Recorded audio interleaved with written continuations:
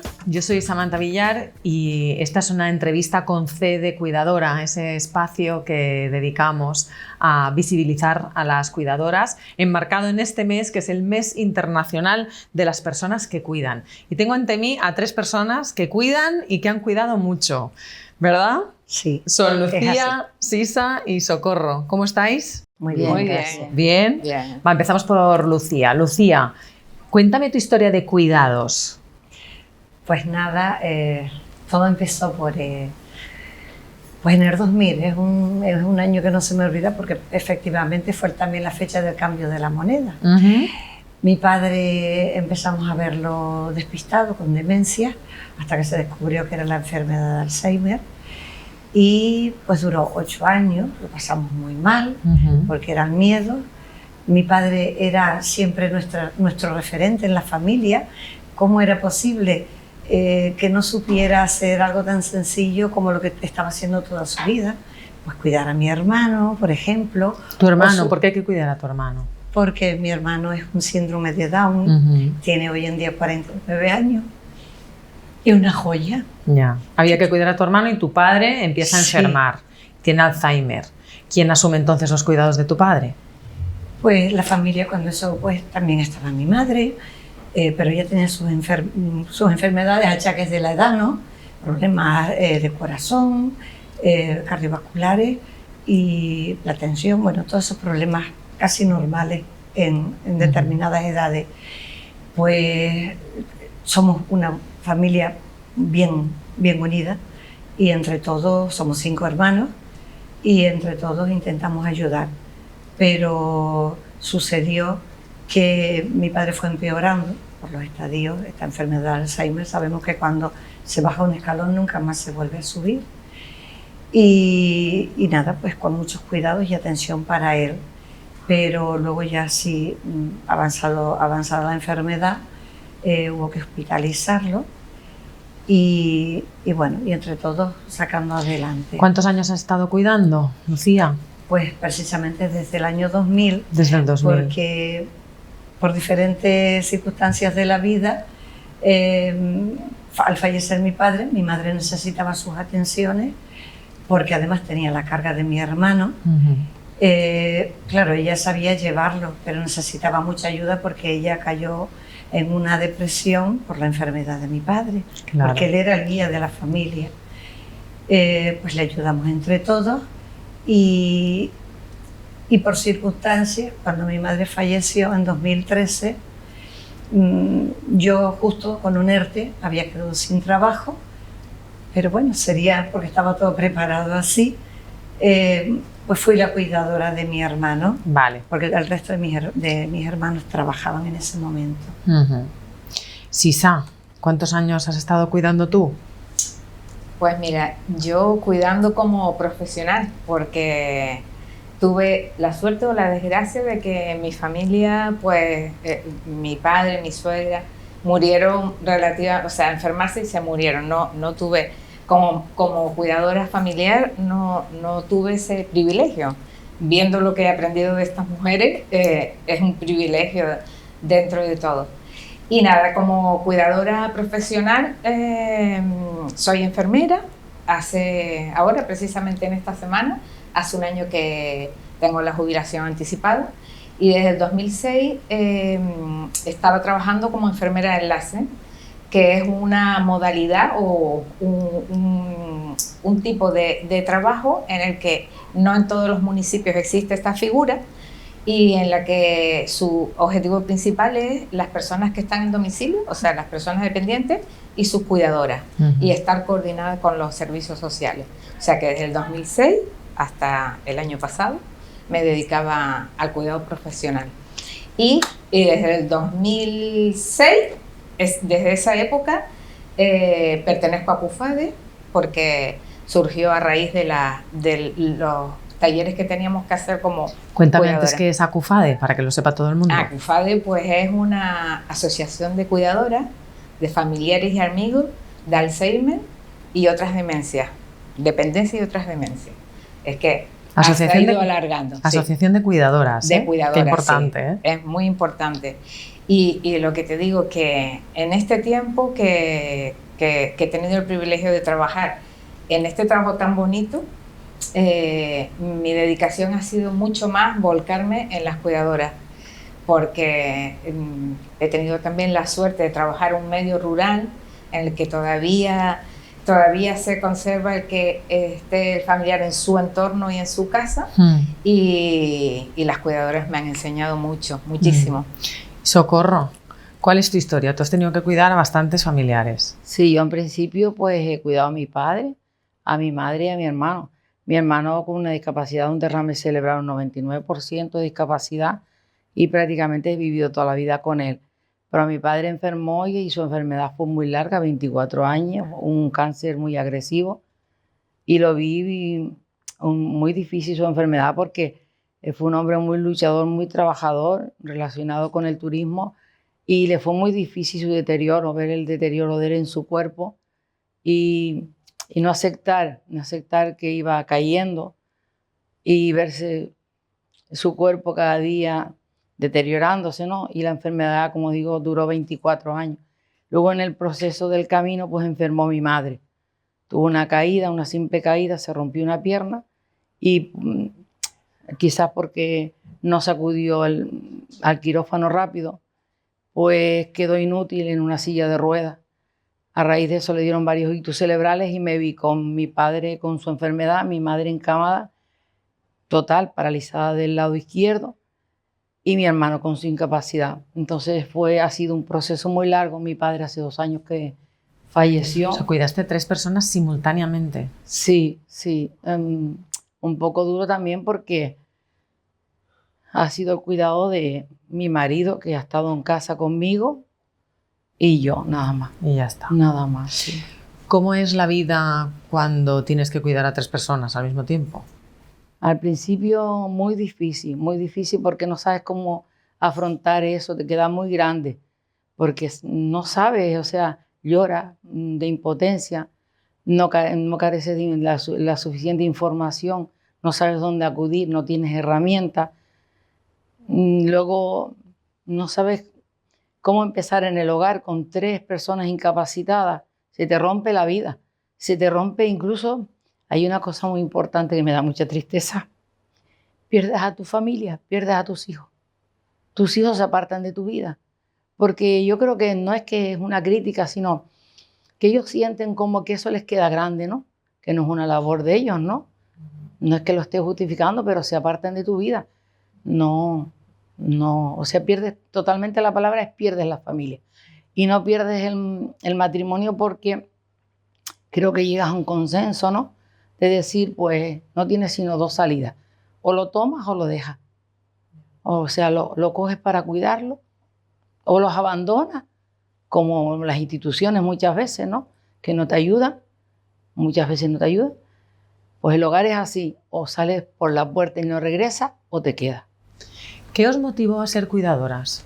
Porque no lo habéis dudado, ¿eh? Vosotras habéis cuidado desde el momento en el que se ha necesitado. ¿Por qué cuidáis? Yo creo que yo pienso que el 100% que he cuidado porque desde pequeña he sido cuidadora. Me he dado cuenta de que yo me dediqué, aún saliendo del colegio, a cuidar niños por voluntad propia. Me di cuenta hace un par de años que yo salía a cuidar niños a hogares. Te nace, a ti los cuidados los llevas dentro. No era por ganar dinero, sino porque me nacía cuidar niños. Y luego ya en domicilios privados cuidaba niños. Y ya de mayor con tus propios familiares, obviamente, sí, por amor. Claro, ¿no? Y también se me quedó en el camino que en un momento determinado, que nunca me ha salido a flor de piel, mi suegra tuvo una depresión muy grande y también tuvo 10 hijos. Hicieron una reunión familiar y yo le inculqué a mi marido llevármela para mi casa, con una hermana con síndrome de Down, en su momento también, antes de caer mi padre. Antes de caer mi padre, que nunca me ha caído en esa conclusión, me llevé a mi suegra 1 año y una cuñada con síndrome de Down. Es tu vocación esta, sí, la de cuidar. Sí. No, ¿y la tuya, Lucía? ¿Por qué cuidas? Vocacional no es la mía, pero sí es cierto que me doy a los demás. En el caso este eran mis padres, por supuesto, y mi hermano, que lo adoro. Te emocionas, ¿no? Me emociona. Hay mucha implicación psicológica en los cuidados, Sí. ¿no? Sí, pero yo creo que no por obligación, sino fue una decisión y el momento de mi vida, yo pues llevaba trabajando 36 años, pero surgió el momento en que estaba sin trabajo, que es cierto que doy gracias que haya sido así, porque muchas compañeras han tenido que dejar de trabajar, dejar su vida laboral para poder cuidar a sus mayores. O sea, este es un acto de amor radical. Yo ¿no? entiendo que sí, yo entiendo que es de amor. Y bueno, pues sí, es por ese motivo por el que yo llevo cuidando. A mí nadie me obligó. Uh-huh. No sé si es que instintivamente uno lo siente así y por ese motivo cuida uno. Tú ahora acabas de explicar que hay mujeres, vamos a decirlo claro, mayoritariamente los cuidados recaen sobre las mujeres, también hay un porcentaje de hombres que cuidan, pero a mí me gusta hablarlo en femenino porque esta es una cuestión de las mujeres mayoritariamente. Dices que hay muchas mujeres que incluso han llegado a dejar el trabajo para cuidar. ¿Cuáles son las consecuencias de unos cuidados que requieren tanto dedicación como lo que contabas tú, Socorro, como lo que me vas a contar tú, Lucía? O sea, ¿qué consecuencias tiene dedicarse a cuidar? Dedicarse a cuidar es que las personas dependientes necesitan el cuidado, no 3/4 de hora como intentan servirte las administraciones, o en el caso los servicios sociales, 3/4 de hora para asearte a un enfermo dependiente. No, los dependientes requieren una atención normalmente de 24 horas. Claro. Entonces, muchas mujeres dejan de trabajar. Claro, por ejemplo. tienes que dejar de trabajar, pierdes tu vida, ya pierdes las cotizaciones y por lógica, consecuentemente tu futuro para una pensión, porque ya dejas de cotizar. Claro. Y ese es uno de los motivos que las cuidadoras reivindicamos, que se nos hagan visibles, porque dicen que somos cuidadoras informales. Esto consta, ¿no? En los formularios, ¿no? Sí, en la documentación, consta, sí, cuando se que somos cuidadoras acredita esta realidad. informales. Se llama cuidadoras informales. Sí, sí. ¿Cómo os sentís con esta expresión? Pues no la acepto, no la comparto porque no es cierto. ¿Quién mejor que nosotros, que conocemos directamente y las 24 de horas al dependiente, que para que nos llamen informales, porque no tenemos una titulación profesional? Quiere decir que la persona que viene al aseo, que sea auxiliar o cualquier que sea su cualificación, por estar titulada, saben llevar mejor al enfermo que nosotros. Considero que no. Sí, no, y también un poco se hace esa distinción, mala distinción, desde luego que yo tampoco estoy de acuerdo, porque recibes una remuneración, las formales reciben, por eso es formal e informal, encima. La verdad que estoy totalmente de acuerdo contigo. Y perdona, un inciso, con respecto a lo del cuidado que tú dices, eso por necesidad, por amor, también en los talleres, y mi experiencia ha sido también de que escuchas a muchas cuidadoras, la realidad de ellas es, algunas porque no les queda otro remedio, por porque obligación. No hay nadie por obligación, y tener eso, que dejar su trabajo, porque no hay nadie que los cuide y porque te tocó. A veces por ser la pequeña de tu casa. Claro, pero ¿qué le pasa a esta mujer que tiene que dejar su trabajo para cuidar de un padre, una madre, un suegro, lo que sea?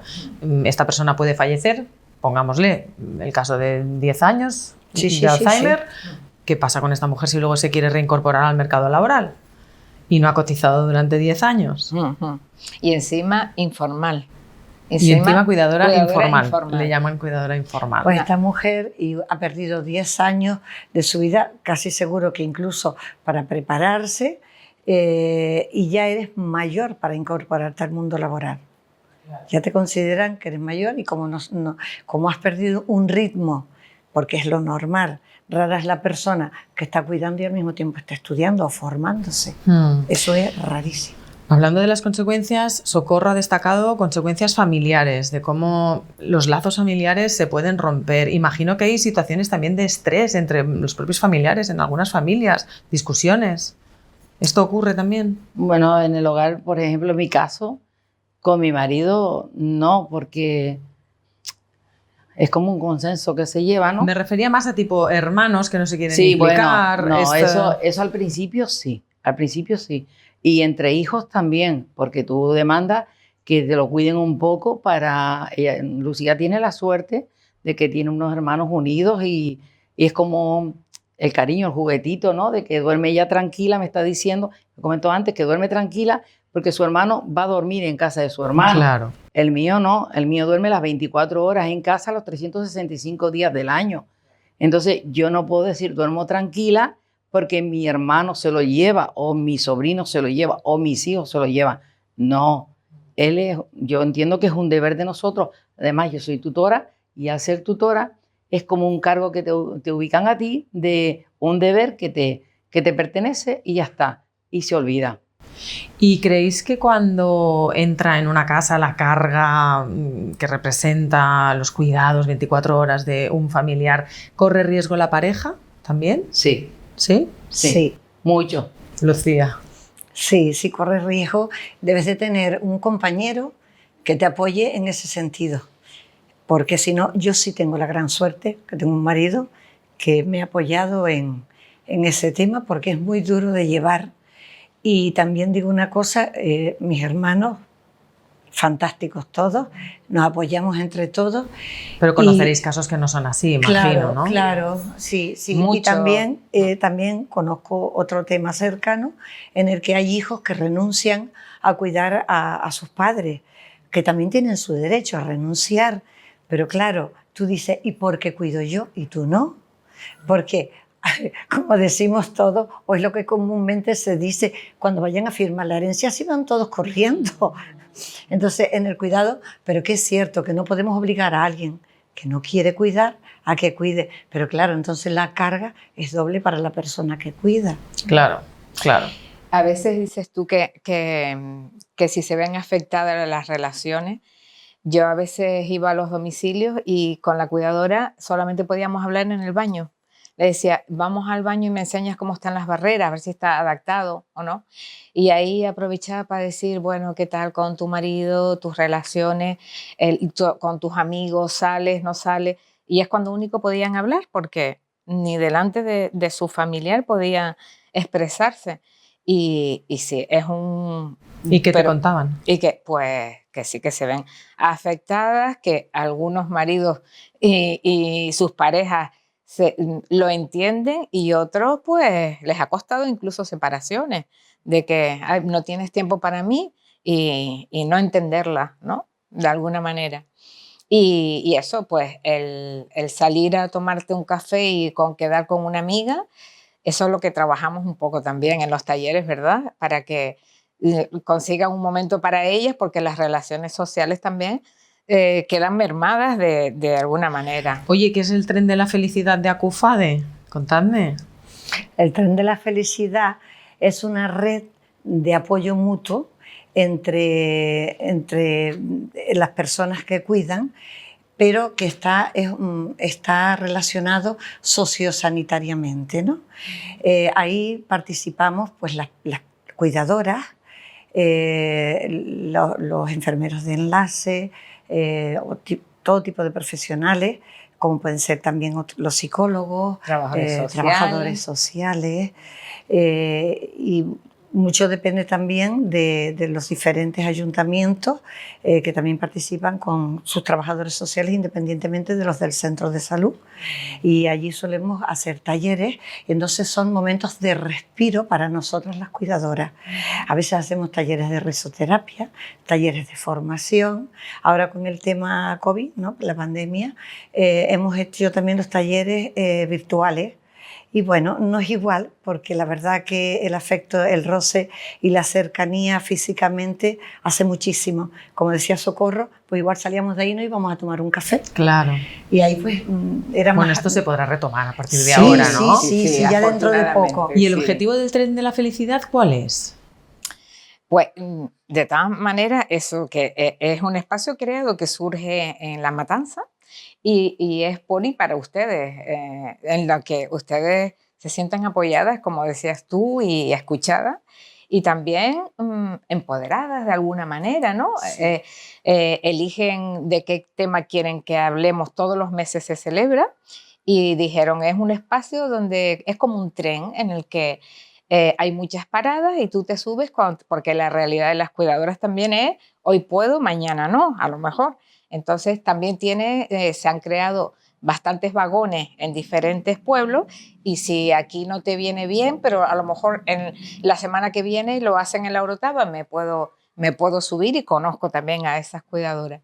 Ahí pues también reivindican pues su derecho a ser escuchada, a crear, y se ha creado la carta de sueños en las que necesitan decir muchas cosas a los políticos y a la sociedad. Y se han creado comisiones de cuidadoras expertas.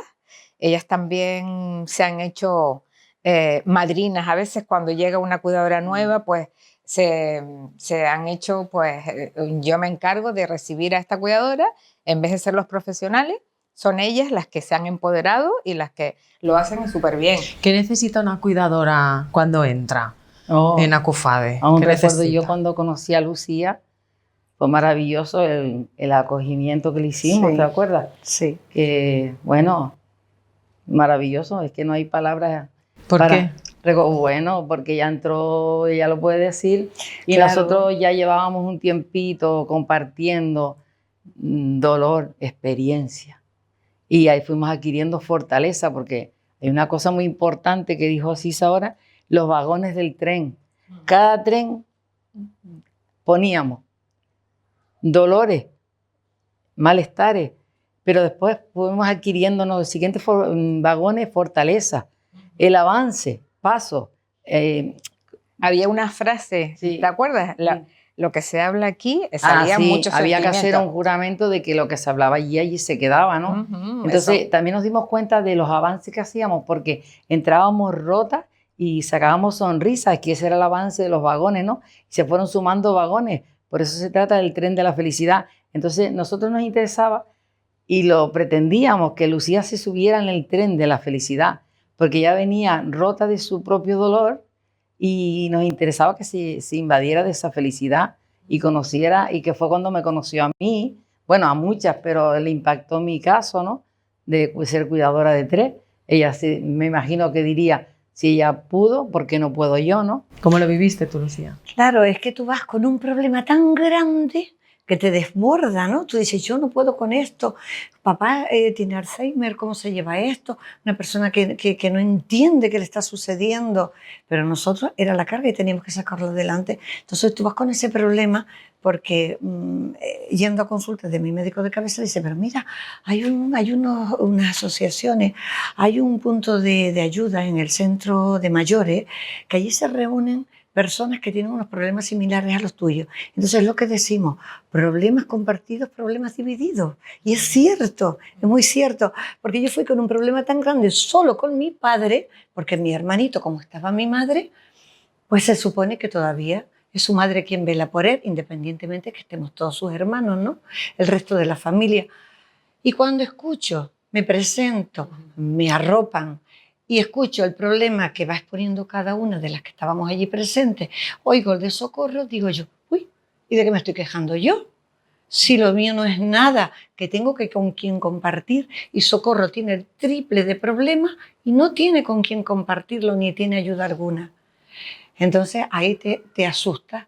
Y claro, y después ya cuando descubrimos el tema del tren de la felicidad, pues una maravilla, porque es la locomotora que lleva este tren adelante, en el cual nos están informando, formando y luchando por todas nosotras, reivindicando nuestros derechos, visibilizándonos, porque claro, parece que no existimos y estamos ayudando aparte a nosotros mismos, o sea, a nuestras familias, al Estado, porque se está ahorrando, creo que somos un 90% de cuidadoras y la verdad que no sé calcular el porcentaje al que se ahorra el gobierno si estuviera pagando todos estos sueldos del trabajo que nosotras desempeñamos. Está calculado que podría llegar a ser el 10% del PIB. Pues yo creo que sí, yo creo que sí. ¿Te imaginas? ¿Os imagináis si cobraseis por cuidar? Oye, ya que el tren de la felicidad sirve como vehículo de reivindicaciones, ¿os parece que vayamos repasando algunas reivindicaciones? Sí. Decís que hay que visibilizar el papel de las cuidadoras. ¿Sois invisibles? Sí. ¿Sois invisibles? Poco escuchadas. poco escuchadas. Sí, teníamos que tener una ventanilla única donde podríamos solicitar, sobre todo, la ley de la dependencia, no esperar 2 años, porque es cierto que muchas personas le vienen ya incluso, están muertas, ¿no? Porque por circunstancias de enfermedades o lo que sea, y nos mandan a hacer una serie de papeleo que no nos escuchan, o eso va en un cajón donde tiene su proceso muy largo, y cuando llega la ayuda es imposible. ¿Por qué imposible? Porque es una lista de espera muy grande, muy grande.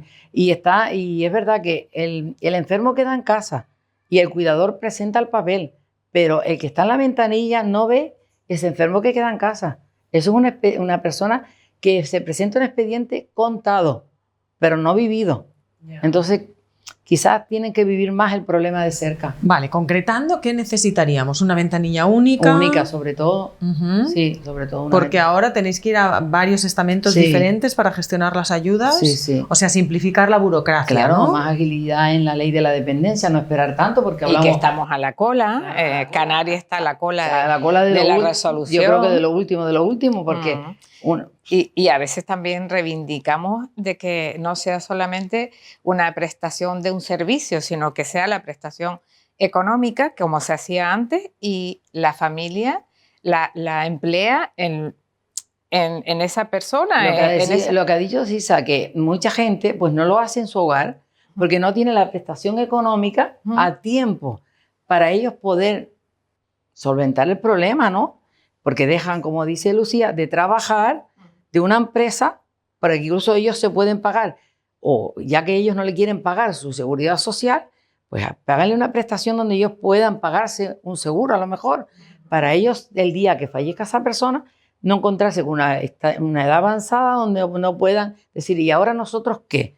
Si hemos sido cuidadores y quedamos ahí botados sin una prestación, porque después por cuidadora no te van a dar una prestación económica. Nada, ¿no? Nada. Ningún reconocimiento. Nada, no te van a reconocer nada, porque eso es una cosa olvidada. Por lo tanto, que se aligere la burocracia, que se simplifique, que se den ayudas físicas pero económicas, ¿no? También que están contempladas en realidad en la ley de la dependencia, ¿eh? Pero claro, si esto no se tramita a tiempo... Pero es muy tarde. Volvemos a decir lo mismo, que creo que mi compañera está de acuerdo, que son muy tardías, porque cuántas personas que he visto y he escrito que llegan cuando ya el familiar está incluso muerto, que no llegan a tiempo. O a veces la prestación del servicio es que te dan para que venga rehabilitación 2 veces en semana. Sí. Pues si te dieran el dinero, a lo mejor pues tú puedes distribuirlo de otra forma y puedes poner rehabilitación, pero puedes poner a alguien que pueda venir 2 horas a tu casa, le pagas para que vaya y tú puedas tener un momento de irte a tomar un café o hacer la compra tranquila, simplemente, ¿sabes? Esa prestación económica que lo han quitado y ahora es para en muy pocos casos es la prestación económica, sino es una prestación de servicio que la tienes que justificar porque si no te la quitan. Yo creo que hay una cosa que igual también está bien que expliquemos cuando tú tienes que dejar a un familiar que está a tu cargo en casa para gestionar una ayuda y no tienes a nadie más que te lo cubra, ¿cómo lo dejas en casa? ¿En qué circunstancias se queda? Socorro. Yo en mi caso lo tengo muy difícil porque yo, por ejemplo, mi marido, vuelvo a recalcar, mi marido, porque son los que llevamos el rol del cuidador, ¿no? O sea, y si salgo yo, se queda él. Ahora mismo me trajo él, se va enseguida a casa. ¿Y si tenéis que salir los dos? Uno trabaja y el otro tiene que gestionar algo, ¿qué haces? Ya él se prejubiló por enfermedad. Por suerte. Por la columna, porque por ser cuidador nos quemamos los dos. Operados los dos. Sí, de pero columna. si no, te toca dejarle solo en casa. Sí, ¿no? tendría a una que persona con dependencia. Sí, tendría que dejarlo solo. Y luego vas a una ventanilla a arreglar un papel y por mucho que tú digas que lo dejaste solo y llevas acreditado en la cartilla del seguro que lo dejaste, o sea, que necesita un cuidado especial, tampoco te van a agilizar el esperar ahí, ¿entiendes? Por eso es otra reivindicación de hacerse visibles de que pues en el entorno, yo en la zona que he trabajado, pues hasta los profesionales sanitarios están, pues no todos de la misma manera, pero sensibilizados de que conocen a la cuidadora y tienen el detalle de que está ahí fuera, cuando abren la puerta está ahí fuera y te va a pasar en cuanto pueda porque sé que has dejado a tu familiar solo, que no es la primera vez que nos llaman de que cuando llega a la casa se lo encuentra que se intentó levantar y se cayó, ¿sabes? Y después esto complica un ingreso y complicar las cosas. Bueno, realmente. ¿y cómo te vas tú como cuidadora? ¿En qué estado anímico te vas sabiendo que dejas a tu familiar solo ante el peligro y que puede pasar cualquier cosa, ¿no? Vas con angustia. Hay veces también, perdona un segundito, que yo digo por la parte donde me ha tocado desempeñar mi trabajo, que también a veces pues lo que hace su médico de familia y la enfermera van al domicilio y atienden, o sea, pero no solamente es la parte sanitaria, es a veces que tienes que arreglar un papel o lo que sea, pero a veces facilitan esa parte, se programa un domicilio y a una cuidadora les encanta de que llegue su médico, a veces sin que lo llame, porque a veces se programan, hemos logrado de que también tenga sus pacientes que están incluidos en atención domiciliaria, que se programen visitas sin que los llame su cuidadora, sino nada más que ir y empoderar un poco de decir, lo estás haciendo bien,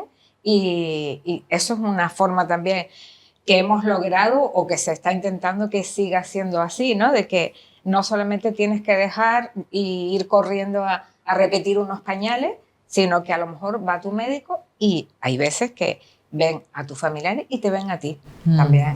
Eso es fantástico lo que dice Sisa, pero sucede que funciona por municipio. Ese problema. Entonces yo, como sueño, reivindicaría una tarjeta del cuidador, en el cual, no porque Sisa se asoma y me conoce a mí particularmente, sabe que soy cuidadora y tengo un problema. No, esa tarjeta, para cuando yo solicito cita, bien para mí o para mi dependiente, sepan que yo no puedo estar 2 horas, bueno, hoy en día por el COVID sabemos que ya no nos dejan estar tanto tiempo y casi todo es telefónico, ¿no? Pero cuando todo esto vuelva a la normalidad, que uno no tenga que estar a lo mejor 2 horas esperando para que te vea el médico o simplemente te haga una receta, porque hay que renovar las recetas de los medicamentos. Entonces yo pido como sueño una tarjeta del cuidador en el cual tiene preferencia de cita y preferencia de atención. Existe una, pero es para determinadas patologías. Una enfermedad de Alzheimer sí, que es la tarjeta AA, que te la hacen en el centro de salud, pero es para cuando está en urgencia, pues tú presentas eso y te dejan estar con tu familiar. Y no todas las cuidadoras conocen esa tarjeta, la tienes, ¿no? Pero, o cuando tienes una discapacidad, en el caso de tu hermano también podría ser, ¿no? O alguna enfermedad psiquiátrica, pero no todas las patologías. No para todas las personas cuidadoras. Entonces, claro, tú llegas allí y como que tienes que enseñar la tarjeta. Entonces hay profesionales que sí tienen conocimiento de que existe y hay otros que no. O más sensibles al tema. O más sensibles. Porque eso también depende del profesional muchas veces. Sí, porque me ha sucedido, ¿no? Entonces, no todos tienen conocimiento de que existe esa tarjeta. Entonces yo pienso que o enseñar la tarjeta y que todo el profesional tenga conocimiento, o cuando tú pides cita, que esté marcado de alguna forma o señalizado que este enfermo para el cual se va a atender pues tiene una preferencia. Oye, y ahora que hablabais de la sensibilidad de los profesionales, ¿la sociedad creéis que está sensibilizada con la realidad de las cuidadoras? No. No, ¿eh, Socorro? No, para nada. Bueno, decimos que no, habrá gente que sí, ¿no? Pero demostrable no. Demostrable no. Yo pienso que no. ¿Qué crees que piensa la sociedad de las cuidadoras? ¿Si es que piensa algo? ¿Se imagina lo que son los cuidados? Pienso que si lo tiene muy cercano a ellos, sí. Pero si no lo tiene en familia, creo que no. Es muy difícil ponerse en el zapato de la otra persona. Porque tú, por ejemplo, le dices a una persona, ¿conoces lo que puede limitar a esta persona? No. O te ignora. Eso es un tema que no interesa. Y la palabra es no ponerse en el zapato de los demás. Sí, es cierto lo que está diciendo Socorro. Y es verdad que las personas piensan que a ellos no les va a suceder nunca. Entonces no está sensibilizada la sociedad en cuanto a las personas que cuidan. ¿Te tocó? Ah, pues te tocó. Y soluciónatelo. Entonces, sí es cierto que luego, cuando a alguien le surge un problema, porque eso sí lo he vivido yo, y es una de las cosas que me siento orgullosa, de poder ayudar a alguien que está perdida, con miedos, y yo digo, pues por mi experiencia puedo ayudar y les voy abriendo camino. Bien, pues mira, para información de papeleos, vete por aquí, vete y habla con el médico por esto. Pues mira, y a tu padre van a tener que nombrarle un tutor, eso tiene que ser judicial. Entonces, mira, o bien vas a través del abogado o vas a través de decanato y presentas una documentación que yo te puedo ayudar y te asesoro, porque luego esos son trámites largos. La gente ignora hasta qué punto puede suceder. Hasta se puede bloquear una cuenta porque tú no has nombrado un tutor, se han enterado una entidad bancaria que tu padre no está capacitado para esa cuenta y tú luego los trámites judiciales, mínimo 6 meses, 1 año. ¿Creéis que la gente se hace cargo de la carga física y mental que es cuidar? No. No, ¿eh? No, en absoluto. No, es psicológica y mental, o sea, física y mental. ¿Física hasta qué punto? Cuéntame. Oh, física. Física, al principio nos cuesta, lo que dije antes, aceptarlo. Después que lo asimilas, crees que todo lo que haces por la persona que cuidas es poco. Porque te entregas tanto, lo que dice Lucía, por el cariño que le tienes un cariño, aunque te guste cuidar, como yo en el caso mío, que yo reconozco que me gusta cuidar, pero a la vez siento mucho cariño, no quiero que me lo toquen. Para mí es mi niño, no es mi hermano, es mi hijo. Entonces, todo lo que haces por él, por mi madre, por mi padre, por mi hermano, es poco. Pero no te das cuenta que tú te abandonas y te rompes. Por mucha terapia que tú haces de cambios posturales, para que no sufras el cambio de pañal y todo, y cambiarle para que no coja llagas en las escaras y todo eso, que para eso tenemos los profesionales. El tren de la felicidad, que yo hice mucho, me apoyé mucho en ellos para herramientas de ese tipo. Yo cuando me di cuenta ya yo me había roto. Entonces me pasó factura a mi columna. En la columna. Y entonces mi marido también. ¿Qué pasó? Me tuvieron que operar. Yo me di cuenta ya yo que mi columna, entonces yo me hice 3 hernias discales. Y mi marido también. Entonces no, el proceso fue ese. Entonces ya yo me di cuenta que ya yo estaba rota. Pero aún rota, nunca me he derrotado. He seguido cuidando. Porque lo más fácil no es tirar la toalla, es seguir. Porque piensa, ¿y si no estoy yo? ¿Quién lo cuida? ¿Los cuidados han tenido consecuencias físicas o mentales para ti, Lucía? Sí, mucho estrés y mental. Pierdes el sueño, entras en un poco de depresión. Y eso que yo tengo la gran suerte de apoyo familiar, tanto en casa, o sea, mi familia, me refiero a mi marido y mis hijos, como con todos mis hermanos. Incluso mis hijos me han apoyado en algunos momentos en el cuidado específico con mi hermano. También tengo la suerte que mi hermano va a un centro de día, como unas horas como si fuera un colegio, horas lectivas, ¿no? Pero el resto del tiempo está con nosotros y es una vida familiar y se la integra. De hecho, yo he notado que después del fallecimiento de mi madre, que fue la última que falleció, él ha mejorado en su vocabulario porque se relaciona mucho más, hace una vida como nosotros. Con mi madre estaba pues siempre mi madre, que también eso es otra cosa muy importante. Nosotros conocemos a nuestros familiares, en este caso que son los que cuidamos, que no somos profesionales, ¿no? Cuando está con mamá, y mamá es quien lo entiende, y papá, pero cuando ellos desaparecen, nosotros casi no entendíamos hablar a mi hermano. O sea, nosotros entendíamos a mi hermano cuando íbamos en ese paseo, ese rato de fiesta, de unidad familiar, pero para tú cuidarlo las 24 horas y de repente tú dices, y ahora empezamos a aprender a entender su idioma, porque no habla muy bien, ni vocaliza muy bien, pero... Claro, es un nuevo inicio para todos. Claro, o sea, son unos retos tremendos, pero bueno, que poco a poco lo superamos. Oye, ¿y creéis que las personas cuidadoras comparten suficientemente esas inquietudes, esa situación, esa carga psicológica? ¿Se atreve las cuidadoras a explicarlo? Nos cuesta mucho. Nos cuesta mucho a hablarlo. Se refiere usted a cuando nos reunimos, ¿no? Y quizás en la sociedad, ¿eh? Con los vecinos, no sé. Y con los vecinos peor, claro, porque entre nosotras sí, porque tenemos más o menos todas el mismo problema. Entonces somos una conexión e intercambiamos los sentimientos y nuestras experiencias. Entonces nos damos cuenta que todas tenemos casi los mismos miedos, los mismos problemas. ¿Y por qué con la gente nos cuesta tanto compartirlo? ¿Qué pasa? Porque no lo entienden. Ellos no lo entienden si no lo han pasado. Es igual como cuando hablamos de las personas con depresión. Tú dices, ¿cómo vas a caer en una depresión por esa bobería? Solo te entienden las personas que han pasado una depresión. O sea, que os juzgan también. Claro. ¿Te has sentido juzgada alguna vez, Socorro?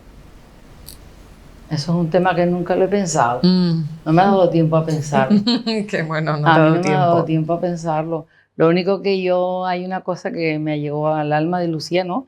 Que, por ejemplo, cuando mi padre murió, yo tenía tan eso metido de cuidarlo que estuve un año que tuve que acudir al médico de cabecera a pedirle una pastilla para dormir, porque yo lo oía llamándome.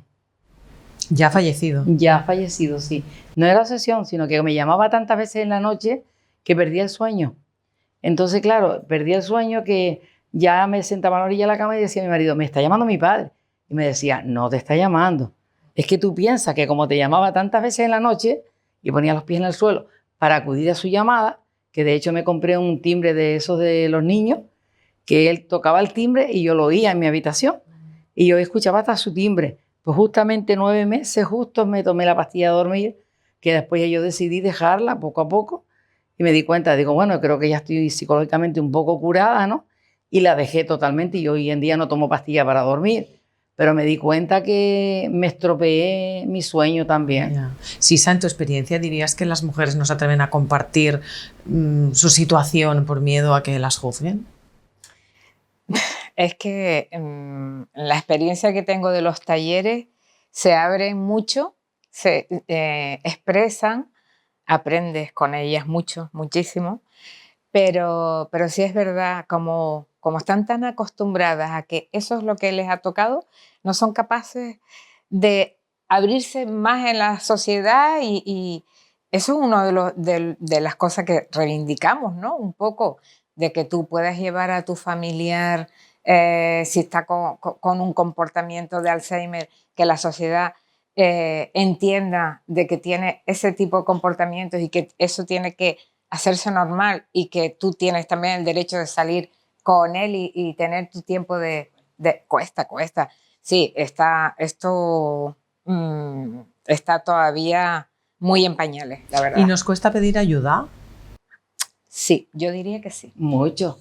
Sí. Mucho. Tenemos que trabajar mucho con ellas en el que a veces piensan, y ciertamente es así, de que como ustedes no cuidan a nadie, pero hay veces que la propia familia quiere ayudar y hay veces, no, como cuido yo, no dejo, que no es el caso de ustedes, pero que también ha pasado, ¿no? Entonces hay que dejarse cuidar un poco también, hay que trabajarse eso y la autoestima de decir, oye, pues yo me merezco de que venga otro, no lo hará igual que tú, pero sí que te mereces tener ese tiempo para ti, reivindicar de alguna manera de que tú existes. Sí, reivindicarlo, delegar tareas. Y dejarte cuidar, es un poco Bueno, yo creo que esa parte de dejarnos cuidar, yo creo que no sé dejarme cuidar.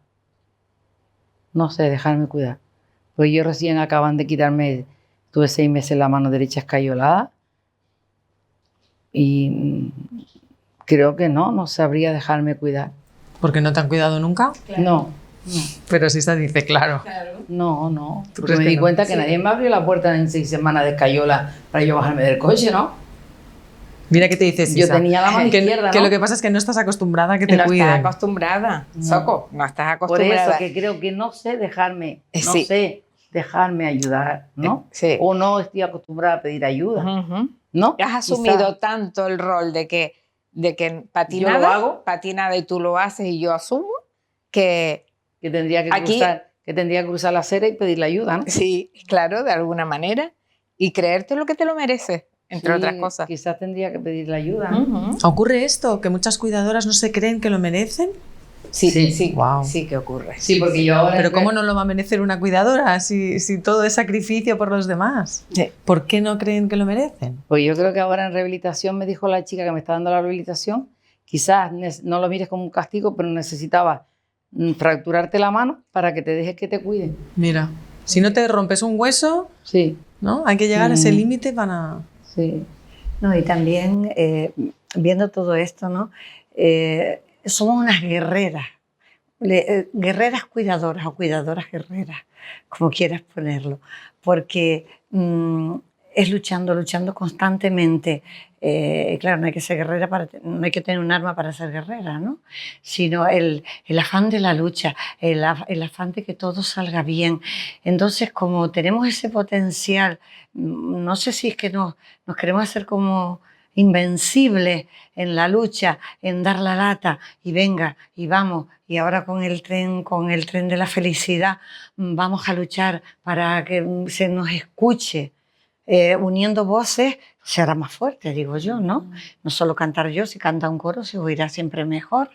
Pues entonces es ese afán de lucha y de, no dicen que a veces se consigue más con la constancia, siempre empujando y siendo incordia o molestando de alguna manera, a ver si de esa forma te oyen y te escuchan y nos ven, porque de verdad que se pasa Es muy que el mal. cuidado tiene un límite también, Lucía. Se pasa hay muy gente mal. que tarda 3 meses en darse cuenta y hay otras que están 20 años. Y También. cuando vas a verlos están peor la cuidadora que su familiar. Eso también lo he visto. Entonces, no hay que llegar a eso. Entonces, por eso son nuestras reivindicaciones, igual que otra de las cosas que reivindicamos es lo del centro de respiro, de que puedas tener Eso es un urgente. centro, Eso es a que es urgente. urgente. Esa palabra es urgente. ¿Qué es un centro de respiro?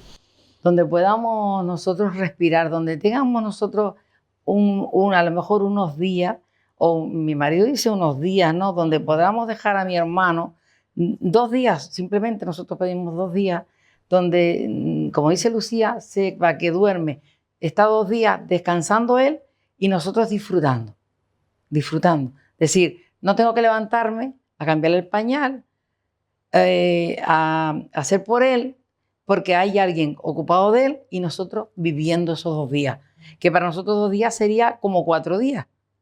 Claro. ¿No? Ya. Serían Lo como, aprovecharíais sí, como sí, unas sería vacaciones. como 4 días, Ya. porque son 10 años ahora mismo que no compartimos juntos. Un 10 momento de años. intimidad de pareja. Sí, sí, fuera de casa sí. Fuera de casa sí.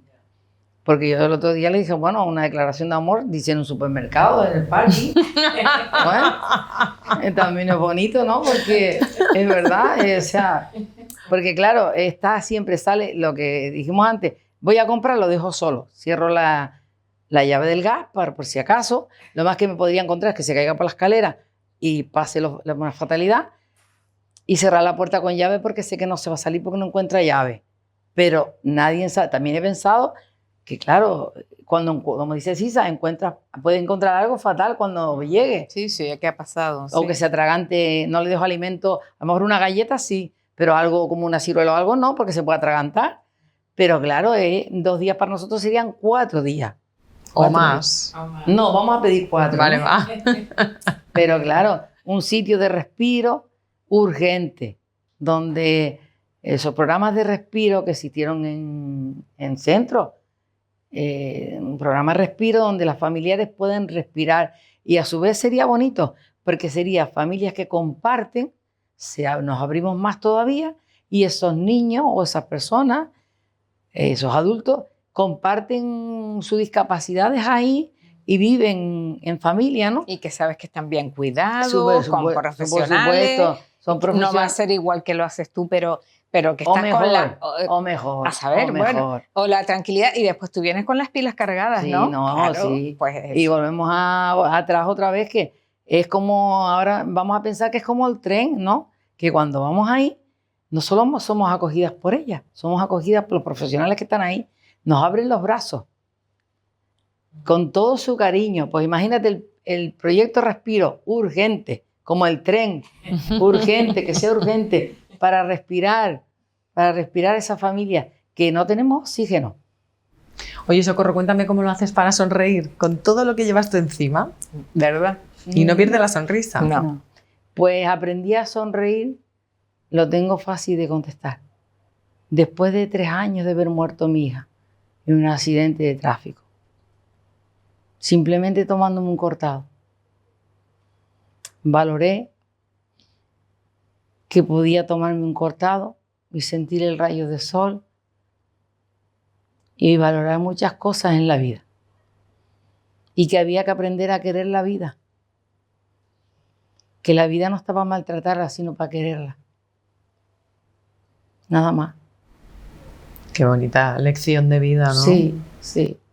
Porque yo pienso que lo más duro que me ha pasado en la vida es perder a mi hija y quitarme el ojo izquierdo, nada más. Entonces, aprovecho el lado derecho, que es el que ve, que es el ojo que ve la vida, ¿no? Porque la vida la veo con un ojo solo y suficiente, porque si viera con los 2 me comería el mundo. y lo demás, todo se puede superar. Pues no sé si queréis añadir algo más o lo utilizamos esto de cierre, que me ha parecido una preciosidad. ¿Queréis decir algo más que se os haya quedado en el tintero? Es que yo mi reflexión es, ¿quién aprendemos? ¿Ellas de nosotros, de los profesionales, o los profesionales de ellas? Ahí dejo la pregunta. Sí. Ahí vamos, ahí vamos. Pues sí. Pues ha sido un súper placer Y para mí hablar con también. vosotras, Sí. conocer a CUFADE, conocer el tren de la felicidad. Os deseo lo mejor a partir de aquí y a ver si se nos oyen un poco, ¿no?, las reivindicaciones, Pues sí. y mejoran un poco las condiciones en las que os encontráis las cuidadoras. En ello estamos, ¿verdad? Pues ¿No? iremos donde sea. Es que hay muchos nombres puestos. Las guerreras, las puntales, en el tren de la felicidad todas tienen... a ver, ¿cuál era la otra? Las guerreras son la parte de La Matanza y Santa Úrsula. Ustedes las puntales, las luchadoras, ahí. Todas han puesto un nombre y ahí estamos. A por todas, ¿verdad? Pues aquí queda, ¿eh?, en esta entrevista con C de Cuidadora, recordemos, en este mes internacional de las personas que cuidan. Muchas gracias por seguir esta entrevista y hasta siempre.